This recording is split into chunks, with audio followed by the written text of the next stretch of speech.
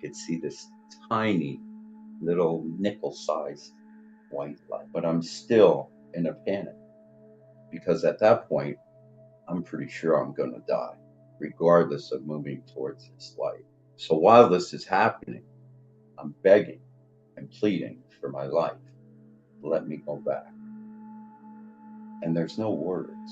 It's just wordless communication. And even when I got to the light and immersed with that light, I'm still begging and asking to let me go back. The biggest part of that was I remember earlier in my life, my beautiful mother just was the most loving mother. And I couldn't bear having my mother find her son in her home from a drug overdose. So in that light, I was given 3 gifts to come back with that I'll always remember. First one.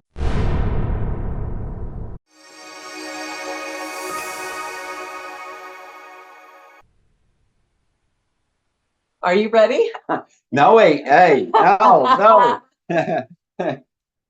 Let me express it a little. Lori, Micah, are you ready? Oh my God, those are my old videos. I love it, David, that you did that. Yeah. All right, you guys, you're in for a very, very special treat today. It is very infrequently that I get to do an interview with somebody in person. David Morris had an incredible NDE, and after that, he completely, radically changed everything about his life. I'm so excited to share this. So David reached out to me this summer when I was on my hiatus and said, I want to tell my story. I've only told it once before, and I want to tell it to you and your audience. And ironically, we were both at the IONS conference together, the International Association for Near-Death Studies, where I was speaking. David's been participating for years. So we are blessed to have come off of the high of this incredible conference. You can't imagine the energy that we got to experience in the presence of all of these people who've had these incredibly spiritually transformative experiences. And we decided to do an in-person interview today. So buckle up. As you know, we're going to go deep, deep, deep and dive into the more important questions of how his life is different now. And hopefully we are going to uncover those golden nuggets that you can take and implement into your life. So David, welcome. Thank you so much for being here. Thank you for having me. Oh my gosh, I'm so excited. Why don't we begin with you telling us who was David Morris before this incredible NDE happened to you?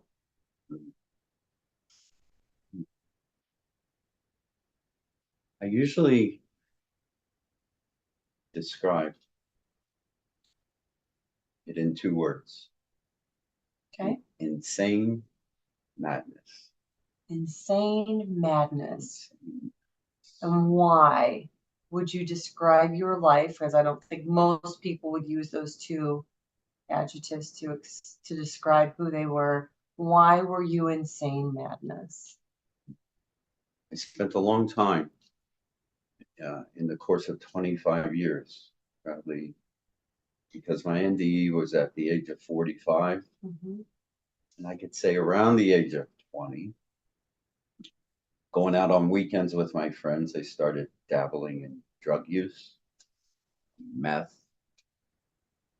and then it became cocaine. But the point of that is, in the span of 25 years, I went from what I thought was just casual drug use on a weekend with friends, going out, having fun. And slowly it changes from drug use to drug abuse to a full-blown drug addiction. And that's what happened to me. Cocaine became the love of my life. And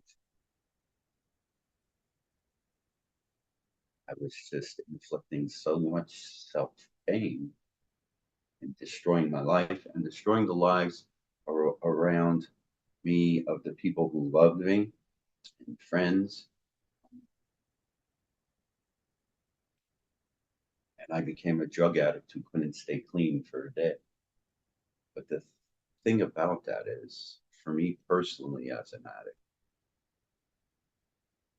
when it got so bad, I was the kind of addict who had to isolate. I couldn't be around people. Hmm. One of the common cliches in drug use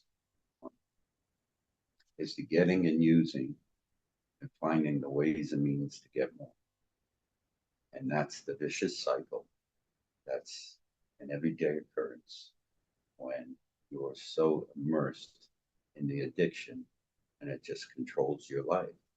Did you become homeless as a result of this? I did not. Didn't become homeless. A lot of the years I was able to maintain a job. I was very good at manipulating people.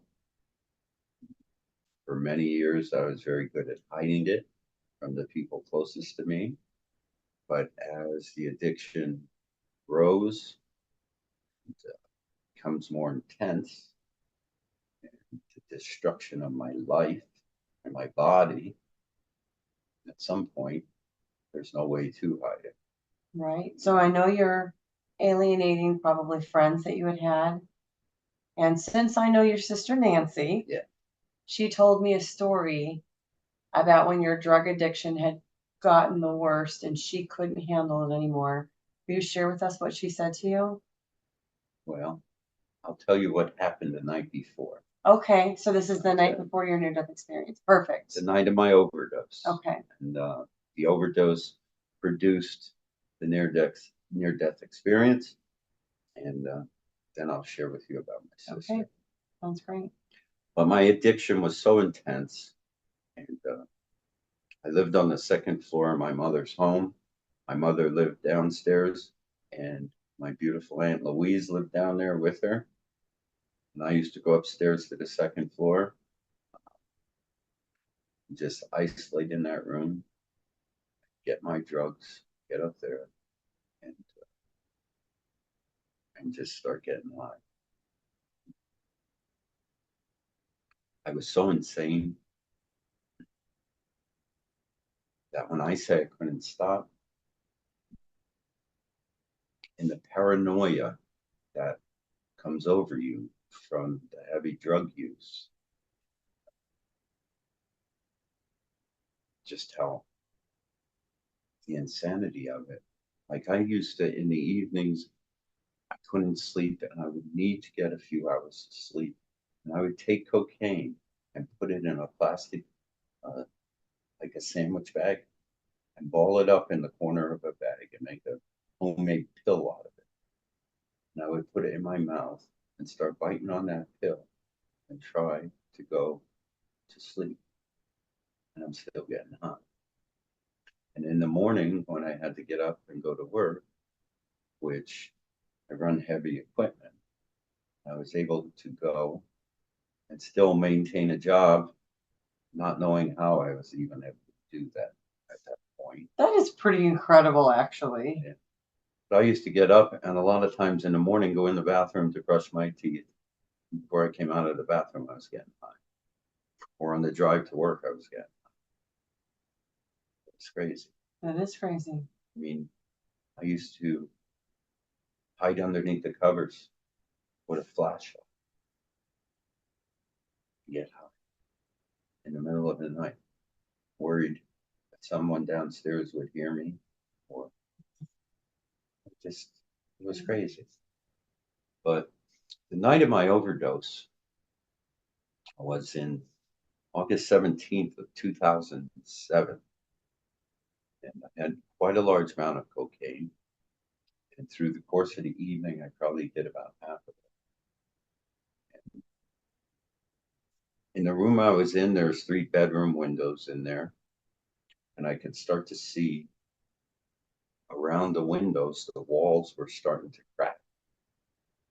For real or? No. Okay. In my insanity. Okay. Okay. The walls are starting to crack. I had these big sliding door closets in that room, and I could see at the crack of the sliding door. In my madness, the cops were in those closets, and could have been them or someone outside those windows, and they were making the windows start, the walls around the windows start to crack. I thought they were going to push the windows in, and people were going to come out of the closets and come for me and come for my drugs. You see, the nature of an addict when you're in that position is you're going to do the drugs before you allow anyone to take them from you. And for me, I had a very unusual way of getting high. I used to take some baking soda and rub it on my gums. And when you do that, it opens the pores on your gums immediately. And then I would ingest some cocaine. And what happens, it's like sticking a needle in your arm. That's how quick and intense the high is. And so in that situation I was in my mind, with the walls cracking and seeing people in the cracks of my sliding doors. They're coming to get the rest of that. They're coming to get the rest of it. So it's time to take it all. And so I ingested it all. And I would say 2 minutes, somewhere, not long after I did that, I fell flat on my face on the bed. I'll always remember. I fell flat on my face on the bed. And as soon as I hit the bed, lifted back out of my body, I could still see it today. And as soon as I got completely out of my body, I started falling into this total darkness and just falling at such a high rate of speed. And it seemed like forever. When it finally stopped, I was still in darkness. And the only thing there was this beautifully cut slab of stone, big rectangular slab. And on that slab was laying my lifeless body. And mind you, when I left my body, I was no longer high. And so down in that deep darkness, the only thing there is my lifeless body laying on that slab. And I'm there in spirit or consciousness, what have you, but it was effortless to move around that body. And I was in a total panic, frightened, not knowing what was going on. And I'm moving around there, not sure if I'm dying or what's happening, because I'm still able to move around. And I wasn't high anymore, but I was in a panic. And not long after that, you start to hear the angelic music, you know. And I use those words, they're common words. But the music, I can't describe it. I can use those words, but it's beautiful. And then I started to hear the most gentle voices, and they weren't very clear, they were very soft. And in my moving around my lifeless body, I started to gain the perception of they were trying to guide me out of there. And when I was moving in the wrong direction, I could tell the change in what I was hearing from these voices. And it was very subtle. And so when I finally gathered myself with their help, I started to lift up out of that darkness. And I came all the way back up, still in total darkness, but away from my lifeless body. And in the very far distance, I could see this tiny little nickel-sized white light. You know? And whether it was me moving towards the light moving towards me, or a combination of, but it just kept happening. But I'm still in a panic because at that point, I'm pretty sure I'm going to die, regardless of moving towards this light. So while this is happening, I'm begging and pleading for my life. Let me go back. And there's no words. It's just wordless communication. My fear, my panic, and my pleading for my life is all wordless, just telepathy, if we will. And even when I got to the light and immersed with that light, I'm still begging and asking to let me go back. And there's the biggest part of that was, I remember earlier in my life, my beautiful mother just was the most loving mother. And I couldn't bear having my mother find her son in her home from a drug overdose. And that was part of the panic you were feeling. Yeah. At that point, with that light. But the beauty, and as I shared to you, some of my explanation is in retrospect from when it happened. So in that light, I was given 3 gifts to come back with that I'll always remember. First one, there's no coincidences. Second one, life is one big paradise. And the last one, and most important, just love. And once that was conveyed to me, I was back. And then I'm in that insane. Because you are now completely high, like double high, right? Yes, okay. Yes.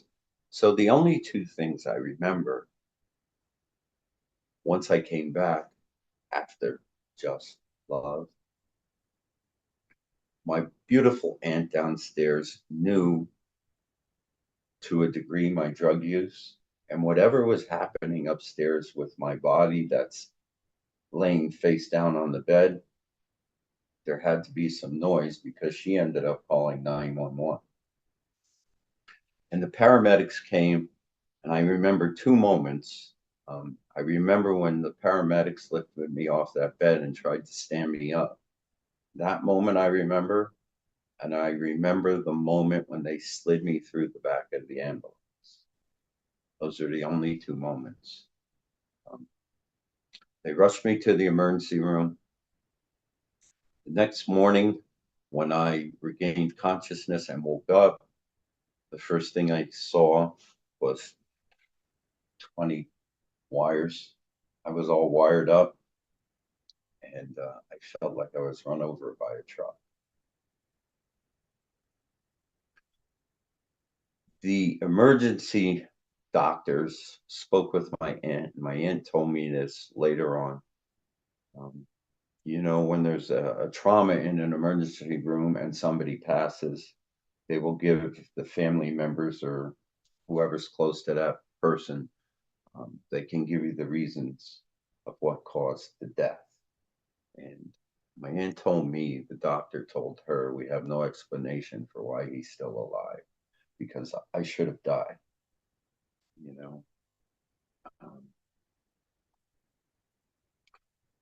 So after I was strong enough, I was released from the hospital and I went home to my mother's home.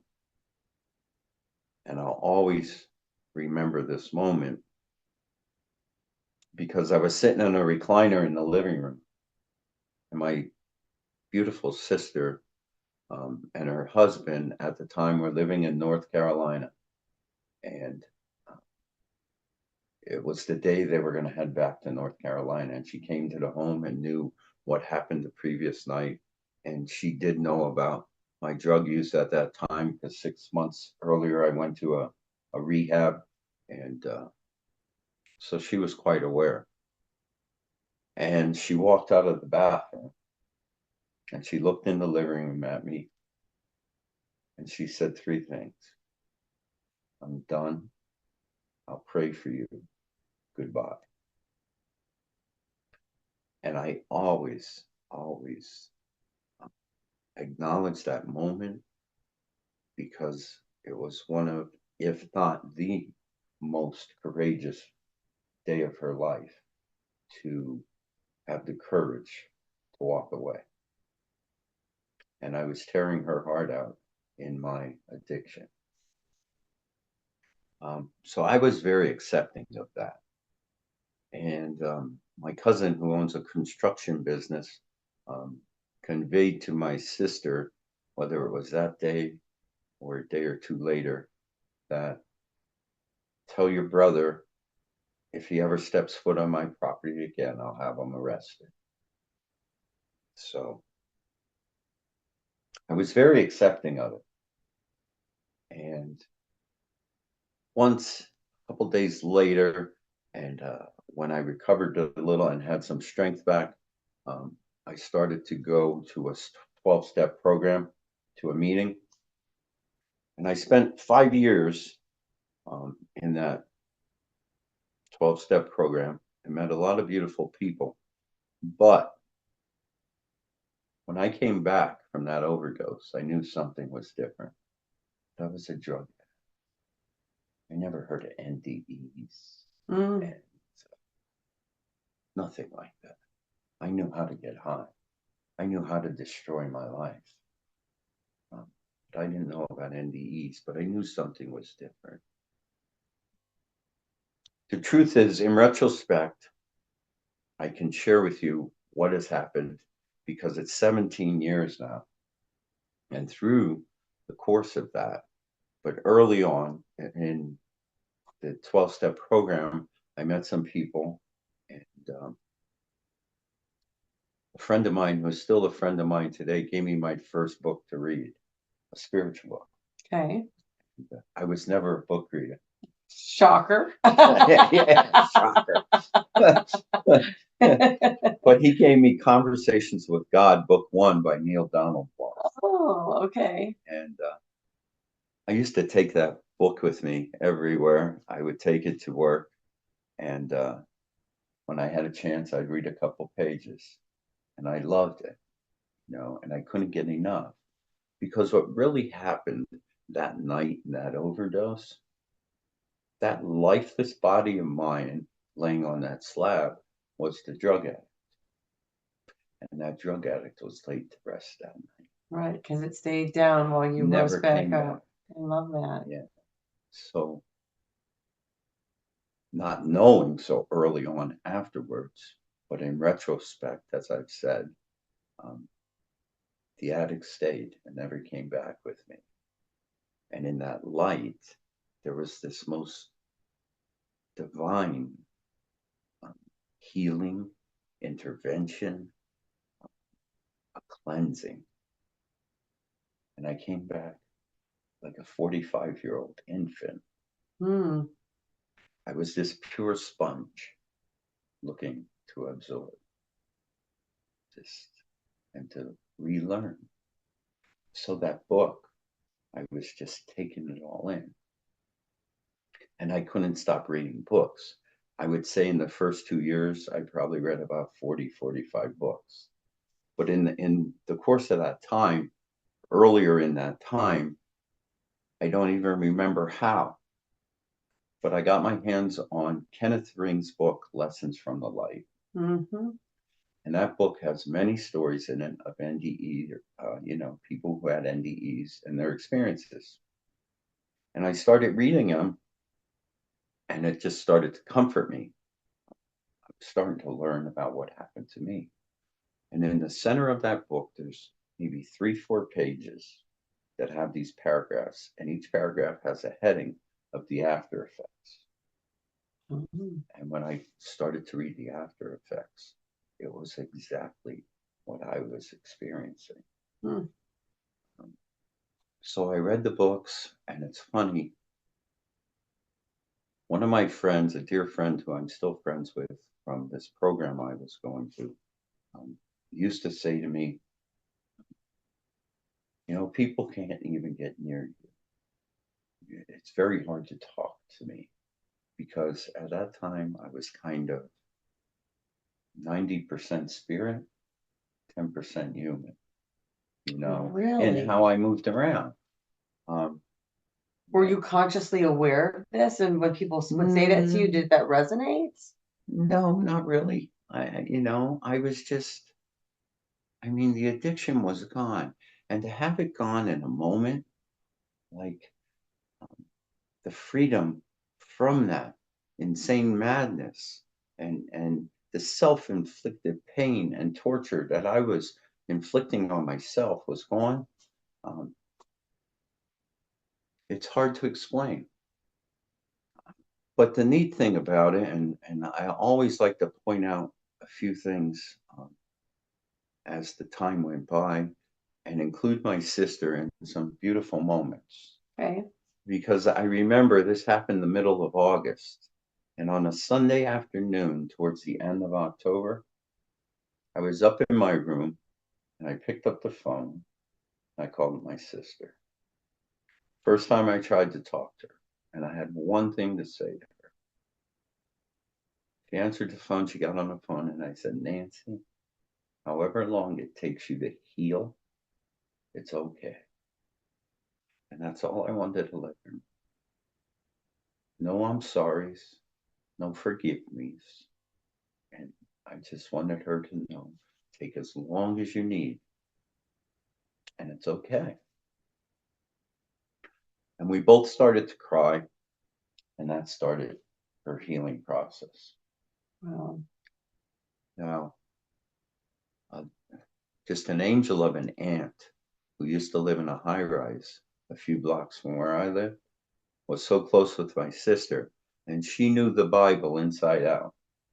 If you looked at her Bible, she had so many pieces of paper in there marking pages. But my aunt, no matter what happened from that overdose and my drug addiction and afterwards, I used to go and sit with her. She never gave up on me. We would sit for an hour, 2 hours, and I would share with her how the changes are happening and how I feel. And I would express things to her, and they would just flow out of me, and it wasn't even me. And unknown to me, when I would leave her, she would call my sister in North Carolina, and she would say, Nancy, you got to see him. He's not the same. Something's different. And naturally, in the initial calls from my aunt, from these conversations I would have her, my sister certainly was worthy of being skeptical, And so my aunt would call her. I would sit with my aunt. Numerous times we did this, and I never knew she was calling my sister. So about 5-6 months later, early spring the following year, my sister and her husband invited me down to North Carolina, and I went down there to spend a week, and we had a beautiful time. And she got to start experiencing who I was becoming.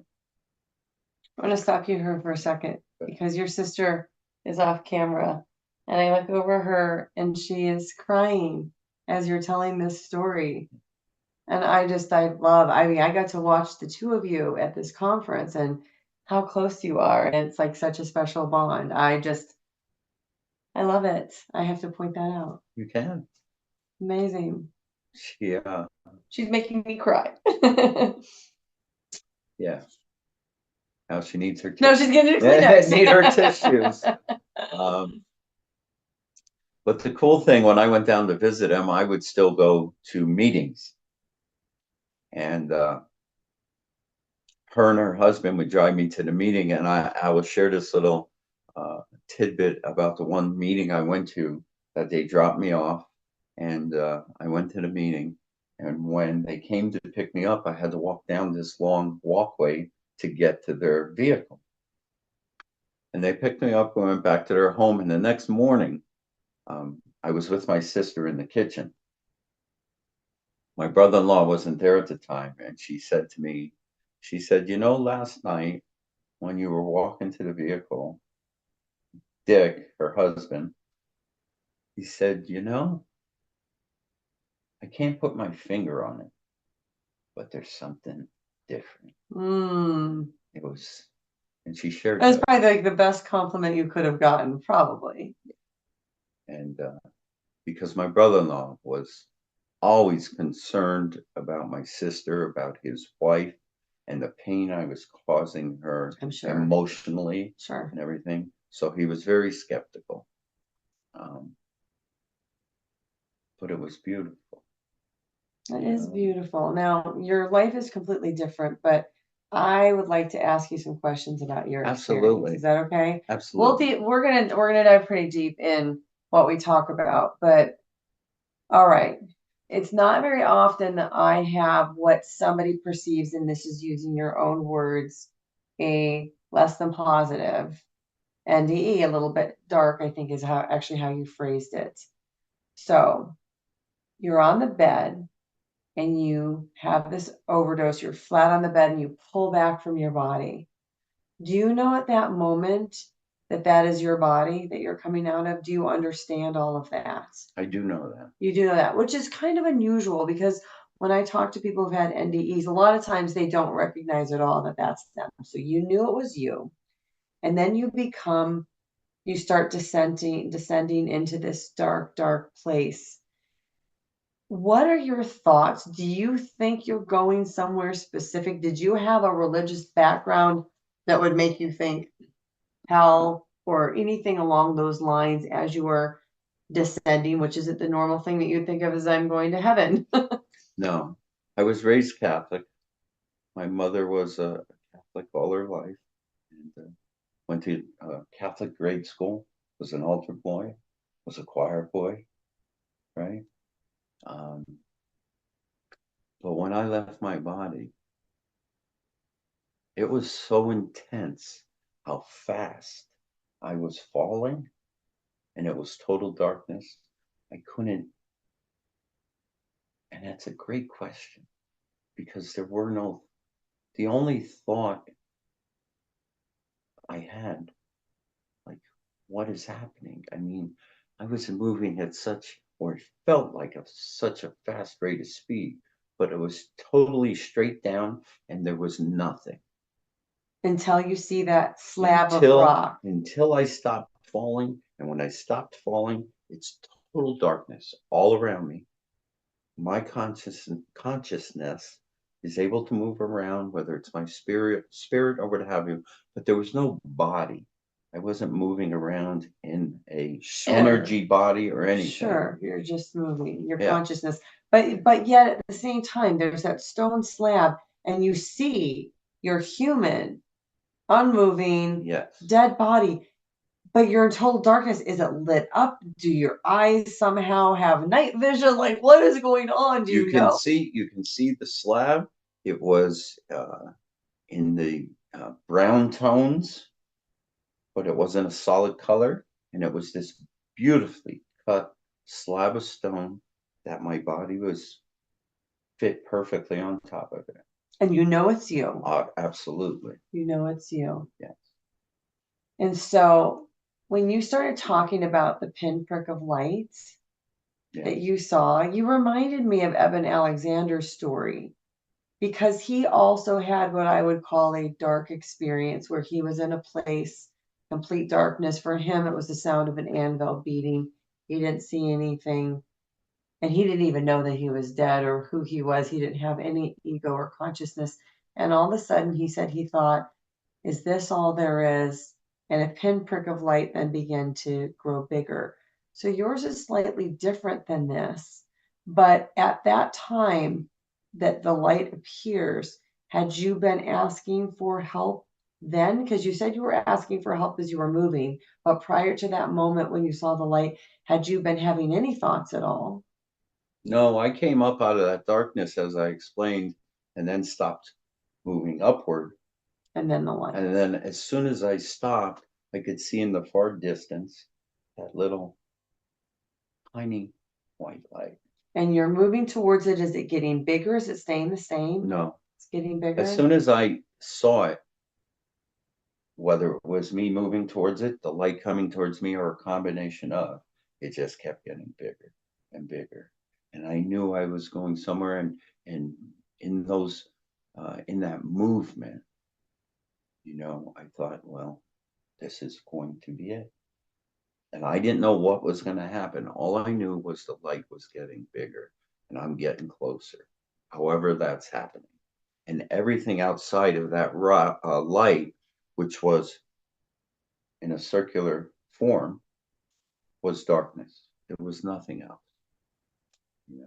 It was just who I was, in that spirit or consciousness, and it was the light. And what do you say, like, to yourself, now that you've had all this time to think about this and integrate this? What is the light? Love. Love. Oh, absolutely.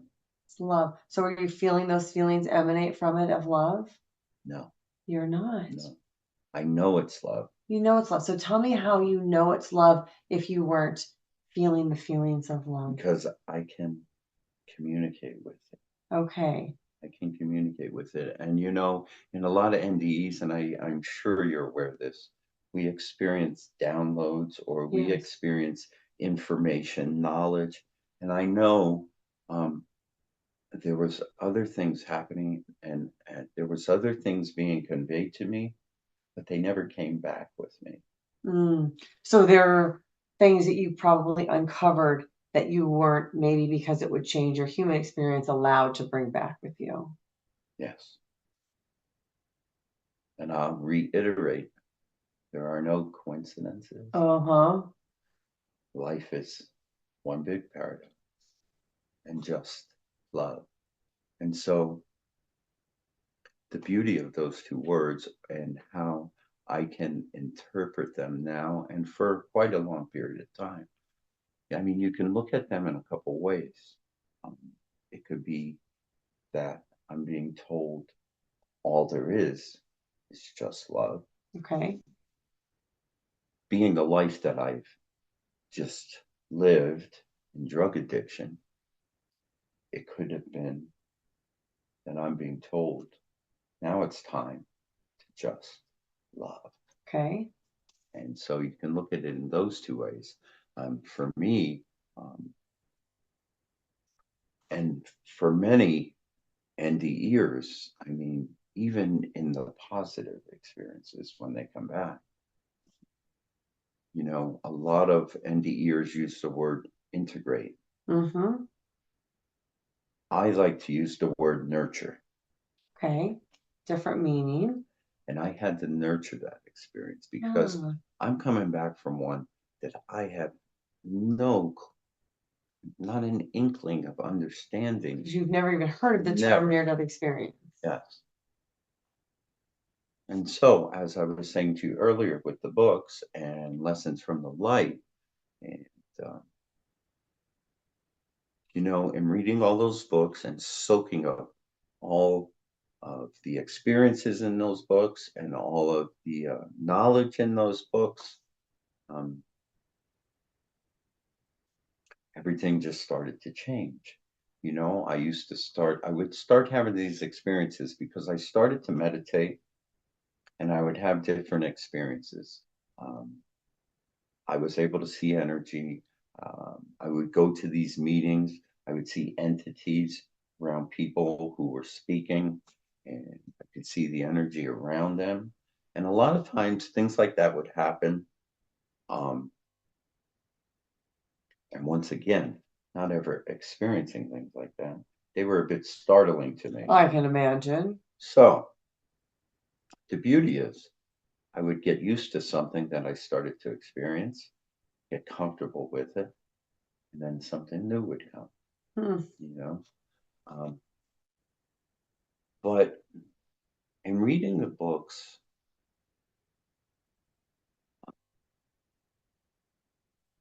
there's a common word, a cliche word in the world of spirituality, Okay.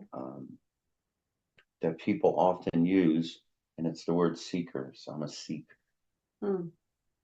And so in those first years after my experience, and I will tell you, probably 10 years, because in the world of NDEs, they estimate between 7 and 10 years to fully process Or nurture. nurture, yeah, to nurture the experience. And so for me, it was 10 years. That's a while. But back to being a seeker, Okay. there came a moment where, and it's a moment where the books don't become important. And this is just for me. Okay. And in that moment, you stop seeking. When you stop seeking, you just see. Hmm. And it's a whole new world. Well, I want to come back to these three truths and let's dive a little bit deeper into them because you've had 17 years to not only absorb those lessons, but to implement them. So the first one, probably my favorite of them actually, Yeah. and you know why, are that there are no coincidences. So on my program, we have talked a lot. I've produced several videos about signs and synchronicities, about how there are no accidents. And I think people really get tripped up and have a hard time with this because at the same time, we are told that we have free will. So if we have free will, do we really have the ability to manipulate things? But further, I think the coincidence part of it is the message. It's the marker, the barometer from the universe of how awake you are, and whether you are noticing things as coincidences or noticing things as non-coincidental. So will you speak to that a little bit? If you take the time to just sit back and look at your life, I mean the whole picture of your life and moments in your life, and I've done that numerous times, whatever age I was in my addiction, what have you, and look at moments or situations that happen. Go back and look at your life. And if you look at different moments that at the time you would think are not connected in any way, but if you sit quietly and look at that, you could see how everything takes you, keeps taking, and how it's all in those moments where most would say, wow, what a coincidence. Reflect back on those and look at them now after they have happened and a little time has passed by. And if you truly look at it in a deep way, you can see the connection and you can see how things happen and how they were meant to happen to produce the next moment and the next moment. You see, for me, to be who I am today, and I'll share a little more about that and how I live, but my 25 years of a gradual line of destruction and addiction, and I'll always say this, has been the grandest blessing in my life. Mm. And in that time, there was a lot of material things that I have lost, some abruptly, having a car repossessed in the middle of a night and walking out, and then the vehicle's not there the next day. Whoopsies. Yeah. Or having things gently removed due to my addiction. Mm. Another beautiful blessing in my life. You see, the thing about addiction and addicts who are trying to get clean, um, if you can't accept who you've been in that addiction, it will haunt you and stay with you. And it's so hard to move on, move away from it, become a new person without drugs because you can't accept who you've been and the struggles. For me personally, my life and the many years that I spent using drugs, I never look at my life and say, I wasted so many years.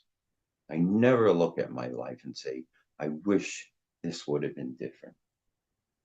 Sitting here with you now and sharing who I am, what I was, and who I become is all connected to that whole experience. And we wouldn't be here if you were discounting that first part. Absolutely. So how, in retrospect, I have so much gratitude for all of my life. I wouldn't want any moment to be different. In the moments of my life and my addiction where I caused pain to others, over time, I've amended with everyone, my wonderful sister, my family, my other siblings, and they have healed.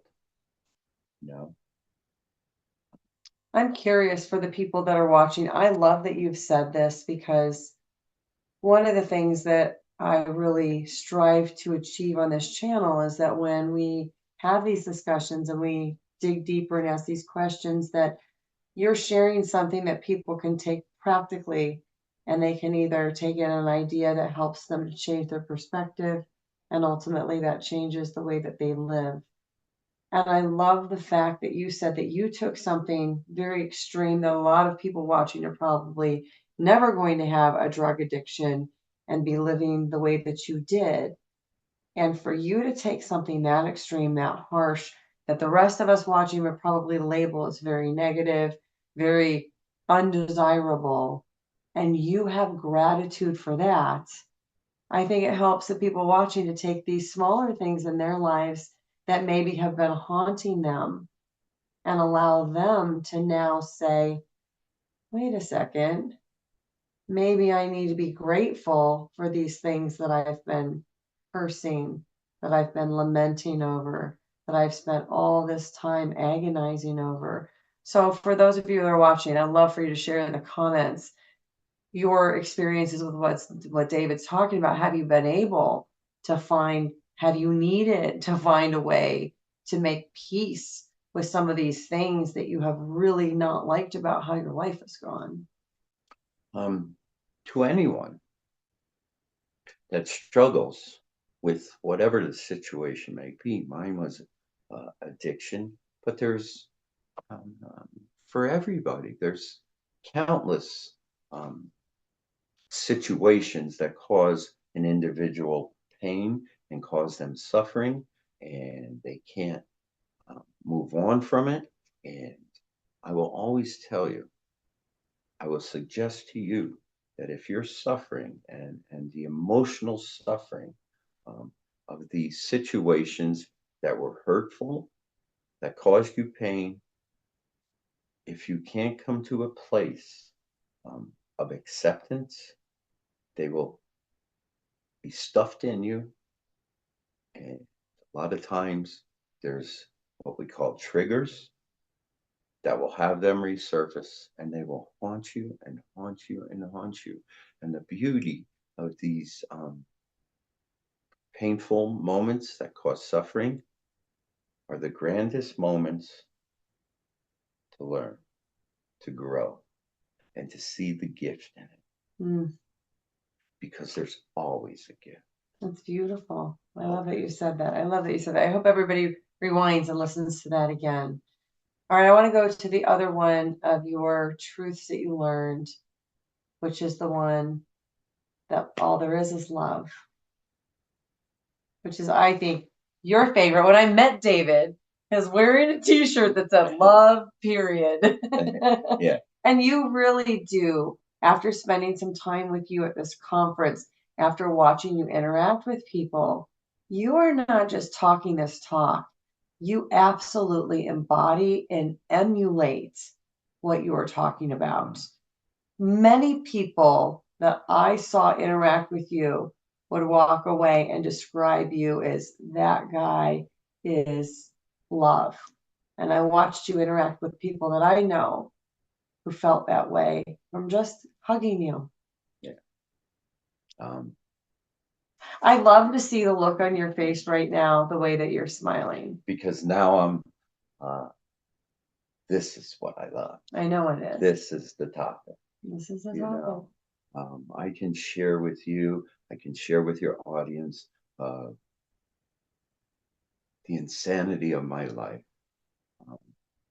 that I had to experience to come here and sit with you now and express to you and suggest to others the simplistic, the simplicity of life and how beautiful it can be and how wonderful this human experience is. And it's such a gift. I will share with you how I live. Okay. Love for you to do that. I wake up every day to be loving and kind for no reason. And the key is for no reason. I hear that. I hear you. You see, it doesn't matter who you are. I'm going to offer you love in whatever way, because we are given opportunities, countless opportunities every day to be loving and kind in some kind of way. Whatever it may be, it could be as small as a smile to someone who's looking not too happy. Or one of my favorite things, especially when somebody's not smiling, say thank you for your smile. Aww. And 9 times out of 10, they light up right I away. bet they do. Yeah. Of course. So talk about, I love the ripple effect that that has. Oh, geez. Here's the beauty of it. Loving kindness for no reason. And I offer it to whoever. And then once I offer, it's yours. You can do with it as you please. I don't care if you take none of it. You can discard it all. Take whatever you care to keep, discard the rest, take it all. But regardless of what you do, I step away and it's yours. At that point, I have nothing to do with it. You see, it doesn't matter to me. What matters to me is that I'm offering it to you. It's beautiful. And that does not allow attachment. There's no attachment.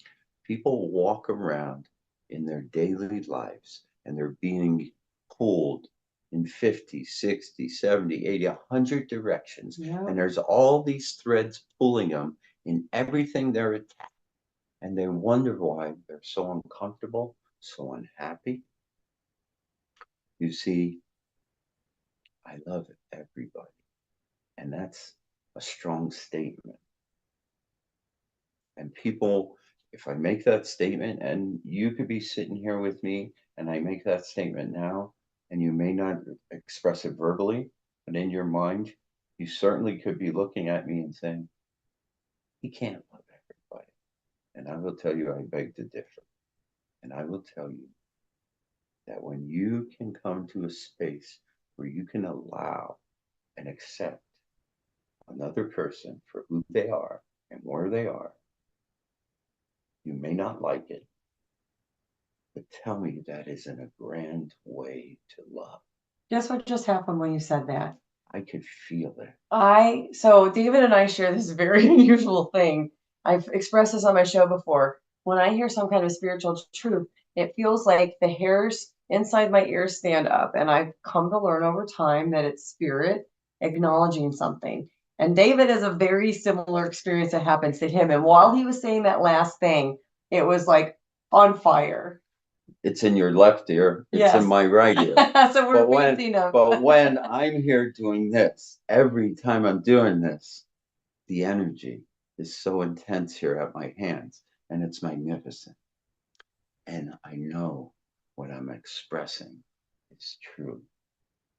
I live it every day. I've condensed, for me personally, the human experience into such a simplistic way. I found total contentment, total peace, total joy within myself. I look out,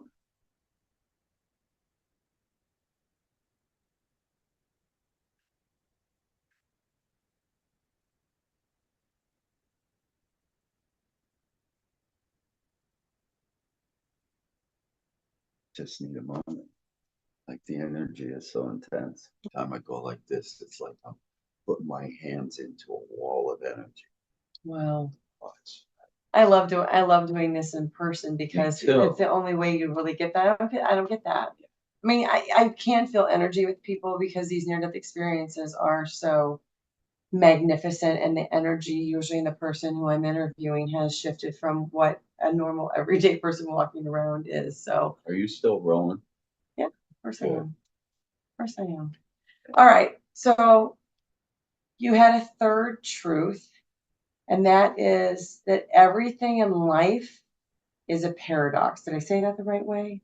Life is one big paradox. Life is one big paradox. All right. So that's a deep thing.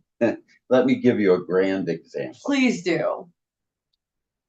I would say almost everyone, if not everyone, but I'll just talk about people who live here in the United States. Okay. We're going to take that collection. Okay. 340 million people. Okay. Who have, or less than that, because of people who have grown to be an adult. And at some point in their life, whether it's in their mind or they actually express it verbally, I'm not perfect. Who hasn't said that? Who hasn't said it? And I will tell you, you are the essence of perfection. How could you not? Because you are a direct reflection of Source. It's a beautiful paradox. Beautiful paradox. I'll share a personal one. Okay, I love that. I talked to you about the contentment, the peace, the joy that I experience constantly, no matter where I am. And I'll use the word happiness. I'm happy every day. Every day. And there's one simple reason why. Because nothing makes me. Whoa. Hold on. Hold on. Rewind. You're happy every day because nothing makes you happy. Nothing makes me happy. And you see, in the nurturing of my experience, I found this beautiful balance between spirit and humanness. But when it comes to happy and being in this human experience, that peace, the joy, the contentment that I talk about within never requires anything external to produce that. You see, we all have it, every one of us. For me, nothing here is required to be happy. What was required was to find that space that resides in me and in everyone. So how did you find that space? Because you weren't there before, and it was a nurturing to absorb these lessons and become what you are now 17 years later. How'd you do it? Love and kindness for no reason. Okay. Will guide you. Okay. with patience, Mhm.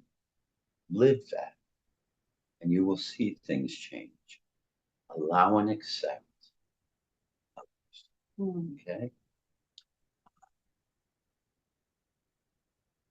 And then you learn how to surrender control. I think that's probably, for a lot of people listening, one of the more difficult things to Yes. do.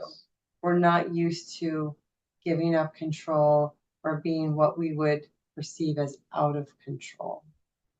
There's a statement I heard, and I don't remember who said it recently, and it has stuck with me because it's so profound and so simple. Breathe,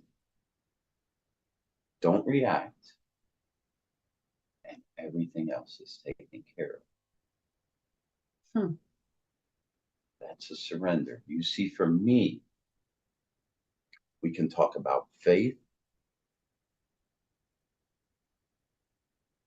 but I will tell you about trust. You see, we can use the word God, source, the divine, the universe, what have you. Can you surrender yourself to that? Can you surrender your human experience that you think you have to control everything? Now, I'm not telling you you can sit here and everything's going to be taken care of. There's a human aspect to it. I'm a human being, a spiritual being having a human experience, but I have responsibilities. I go to work, I pay my bills, I do the things to live a responsible life. Mm-hmm. But in my everyday life, I always cared for. I know how beautiful I am. Mm. I love being me. Oh. I wouldn't want to be anybody else. And when you can come to that space within yourself, you see that in everyone else. Mm. You see? That's beautiful. When you can come to that place within yourself, you then see that in everybody else. Know your beauty. Mm. So for me, um, the vast majority of people suffer emotional pain, emotional suffering.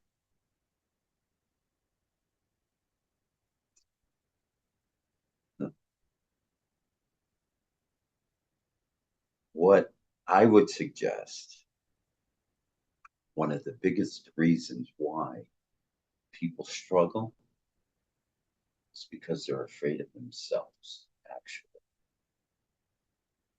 Afraid of failing, afraid of not being good enough. Afraid of many things. Mm-hmm. You can make a list and go on and on.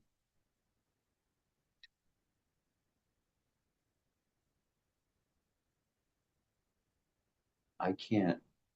So, are you afraid of yourself? No. Tell us why. Why are you? Why? How did you eradicate that part? It's a surrender. It's a total surrender. You surrender and trust in whatever you want to call it, universe, God, source, and you surrender. I'm not in control, and I don't need to be. Hmm. Thank you. Hmm. It's quite simple. Hmm. People are afraid of the simplicity of life. If I wrote a book, because it's been suggested sometimes to write a book, it would be titled The Simplicity of Life. Hmm. It would be about 10 pages long. Hmm. The end. It's kind of like in science. What are they trying to do? They're trying to find the shortest, most simple way to get to an explanation because usually that's the most correct. Yes. What am I gonna tell everybody? Be loving and kind for no reason. I like putting it that way. Okay, I like it too. It's an easier way for someone to accept that statement. Mm-hmm. Allow and accept others for where they are. Doesn't mean you have to like them. but allow and accept who they are and where they're. Surrender to something and surrender. Can you accept that simplicity? Can you live that way long enough with patience? And you will see how beautiful life is, the gift of this human experience. It's magical. I love that. You move around in such freedom. It's unbelievable. Actually, it's very believable. All right, I want to ask you one more question about your NDE. I have had a couple of guests describe something that you did, but not very many. And that was the angelic music that you heard. Yes. And we've talked about this because you watched one of the videos where I think it was John Stewart Reed, and he was talking about the music, and you went out and got the music because I'm sure you were curious. Yes. You're probably in this area of your life a seeker, because I think you've been looking to see if there's anything that exists that is anywhere close to what you heard on the other side. And have you come close to finding or collecting anything that matches or elicits the feelings of the way that that music made you feel on the other side? I've found similar music, but just as NDE experiencers describe positive experiences, how the colors, everything is so vibrant. I found music similar. Okay. But there's something deeper to it. What do you think it is? The God essence. Don't quite have that mastered here. Shocker. Look, it's real simple. I shared it. I live it. I'm going to love you. I don't care who you are. And then you go and do with it as you please. And I'm going to move away in a sense. And I don't own it anymore. It's all yours. I love that. That's beautiful. Accept the gift. Don't accept it. It has no bearing on me. We're going to do this interview. You're going to form an impression of me, perception of me. I would suspect it's more likely positive than negative. Absolutely. And I don't give a damn what you think. Because you know what you think of you. Because I know who I am. I love being me. And no matter what anybody thinks of me, it doesn't matter. Yeah. I care, but I don't care. I care about you. I don't care what you think of me. What freedom. It's absolute seriously freedom. What freedom. It is absolute freedom. I am not who I am, or I do not look at myself by what other people think of me, what their perception is of me. It has no bearing on me. I'm here to help you smile. I'm here to tickle your heart. Oh, love that. Period. That's beautiful. I don't know how I can ask anything else after that. The only thing I will ask is that I know you don't have a book, but if people have been touched by this and they want to reach out, is that something that you're open to? I'm certainly open to it. The only way you can get in contact. Because you don't have a lot of technology. I think we're doing this in person because you didn't have a computer. We're doing it in person. Right, Nancy? I don't have a computer. So you're not emailing them. I open up my iPad about 6 times a year. So they're gonna have to, like, do we need to do like the Dear Santa letter, and they need to send something through the snail mail?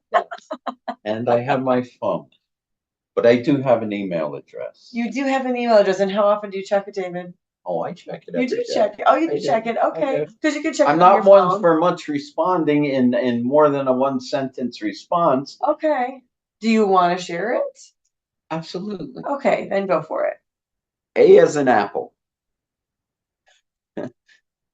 Y as in yo-yo. N as in Nancy. I as in igloo. AYNI, the number 61 at live.com. And I will tell you a quick thing about that email. I went to a holistic expo years ago, and I had a conversation with a gentleman. It was a beautiful conversation. He said, "Wait a minute." He went and grabbed a book. He went to a page, and AYNI is pronounced Anyi. Okay. It means sacred being. Mm. And so when he expressed that and shared with me that word, that became my email. I love it. It's beautiful. I love it.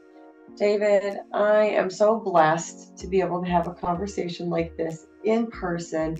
But more than that, way more than that, I am blessed to be able to have had some time to spend with you and really get to know you. Thank you. Seriously, thank you for what you are doing to wake up the collective consciousness, one person, one interaction at a time. I would say thank you, dear. Give me a hug. I love you. I love you too. Oh, hey, and thank you everybody for watching. Next up, check out this playlist of other NDE interviews. Please like and subscribe. It really helps this channel to grow so I can bring you more content. Thank you for watching. I'm so glad you're here.